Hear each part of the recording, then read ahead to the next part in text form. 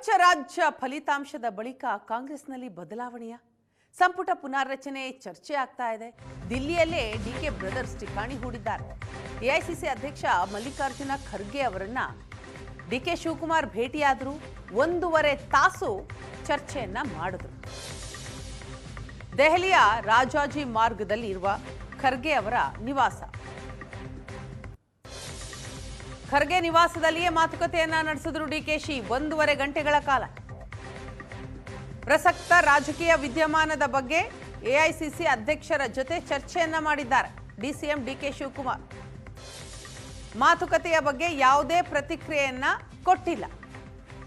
ಯಾವುದೇ ಪ್ರತಿಕ್ರಿಯೆಯನ್ನ ನೀಡದೆ ಡಿಕೆ ಶಿವಕುಮಾರ್ ತೆರಳಿದ್ದಾರೆ. ಡಿಸಿಎಂ ಡಿಕೆ ಶಿವಕುಮಾರ್ ಮಲ್ಲಿಕಾರ್ಜುನ ಖರ್ಗೆ ಭೇಟಿಯಾಗಿ ಏನು ಮಾತನಾಡಿದ್ದಾರೆ ಅನ್ನೋದು ಬಹಳ ಕುತೂಹಲವನ್ನ ಕೆರಳಿಸ್ತಾ ಇದೆ.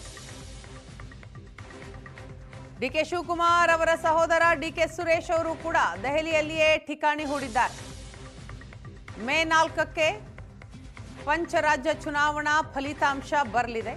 ಅದಾದ ನಂತರ ರಾಜ್ಯ ರಾಜಕೀಯದಲ್ಲಿ ಬದಲಾವಣೆ ಆಗುವ ಎಲ್ಲ ಸಾಧ್ಯತೆಗಳು ಕಂಡು ಬರ್ತಾ ಇದೆ. ಬದಲಾವಣೆ ಅಂದ್ರೆ ಯಾವ ರೀತಿ?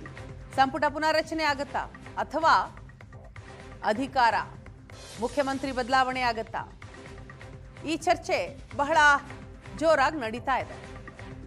ಒಂದು ಕಡೆ ಕೆಲ ದಿನಗಳ ಹಿಂದಷ್ಟೇ ಸಿಎಂ ಸಿದ್ದರಾಮಯ್ಯ ಆಪ್ತ ಬಳಗ ಬೆಂಗಳೂರಿನಲ್ಲಿ ಸಭೆ ಸೇರಿತ್ತು.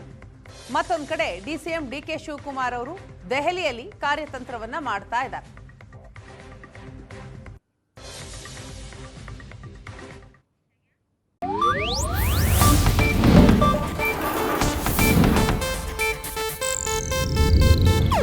ಇದು ಏಷ್ಯಾನೆಟ್ ನ್ಯೂಸ್ ನೆಟ್ವರ್ಕ್ ಪ್ರಸ್ತುತಿ.